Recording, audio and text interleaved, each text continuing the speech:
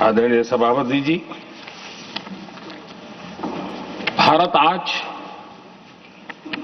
विश्व में जो चुनौतियां पैदा हो रही है, उन चुनौतियों का समाधान देने वाला एक देश आशा की किरण बना हुआ है और हम समाधान दे रहे हैं। वैसा ही एक महत्वपूर्ण सुयोग है कि आज मेजर इकोनॉमी में भारत का ग्रोथ बहुत हाई है और हाई ग्रोथ और लो इन्फ्लेशन ये बहुत ही यूनिक संयोग है और ये हमारी अर्थव्यवस्था की मजबूती को प्रदर्शित करता है। आदरणीय सभापति जी, हम जिस गति से आगे बढ़ रहे हैं,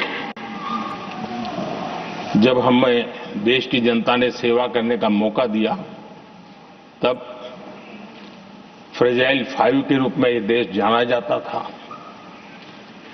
जब हमें अवसर मिला, तब देश आजाद हुआ, तब हम दुनिया में 6 नंबर की इकोनॉमी थे, लेकिन इन लोगों ने ऐसा एक हाल करके रखा कि 11 पे पहुंचा दिया।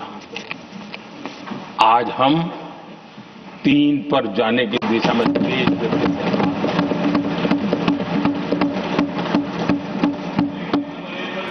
आदरणीय सभापति जी, आज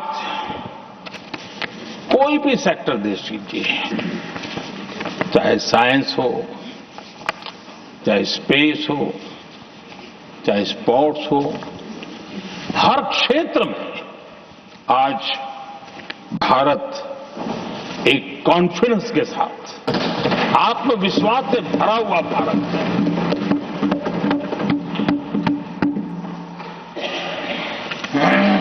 कोविड के बाद विश्व में जो स्थितियां पैदा हुई और ऐसी नई नई चीजें जुड़ती गई, आज दुनिया संभल नहीं पा रही है।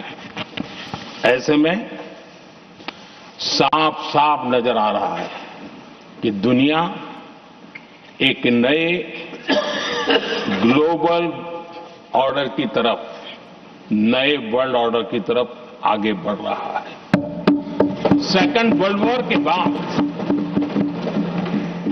एक वर्ल्ड ऑर्डर बना था, अब एक नए वर्ल्ड ऑर्डर की तरफ विश्व बहुत तेजी से आगे बढ़ रहा है और सबसे बड़ी खुशी की बात है, सारी घटनाओं का और राजनीतिक तरीके से निष्पक्ष भाव से विश्लेषण करेंगे तो झुकाव भारत की तरफ है।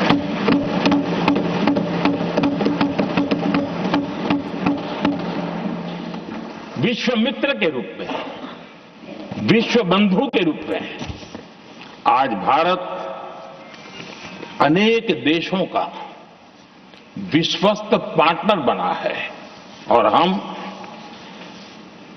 कंधे से कंधा मिला करके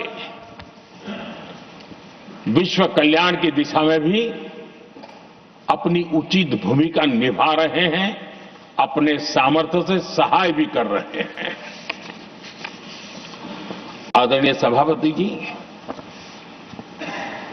आज पूरा विश्व ग्लोबल साउथ की चर्चा करता है, लेकिन उस चर्चा के सूत्रधार के रूप में आज भारत वैश्विक मंचों पर ग्लोबल साउथ की बुलंद आवाज बन गया है।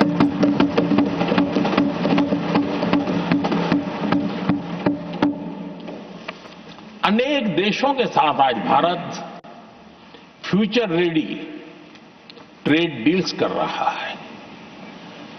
पिछले कुछ ही समय में दुनिया के महत्वपूर्ण 9 बड़े देशों के साथ 9 बड़े हमारे ट्रेड डील हुए हैं और उसमें मदर ऑफ ऑल डील एक साथ 27 देशों के साथ, यूरोपियन यूनियन के साथ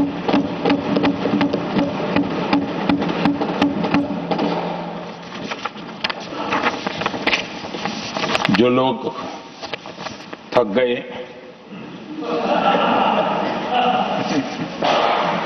बेचारे चले गए, लेकिन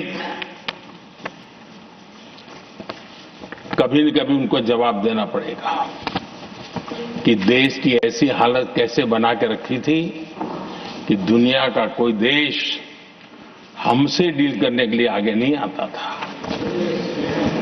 आपने कोशिश की होगी, पीछे पीछे पीछे बहुत चक्कर लगाए होंगे, लेकिन किसी ने आपकी तरफ देखा भी नहीं होगा। क्या स्थिति ऐसे पैदा है? दुनिया के देश ऐसे ही भारत के साथ डील नहीं कर रहे हैं। आदरणीय सभापति जी, इसके पीछे